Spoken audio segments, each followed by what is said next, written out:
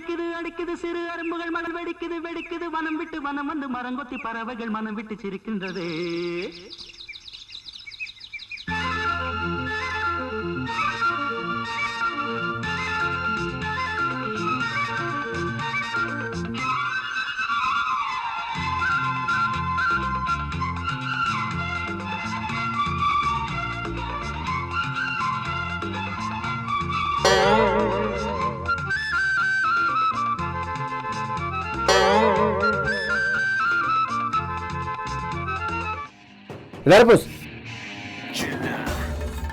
யாமன மலையில நினைச்சிட்டு இருக்கிறேன்.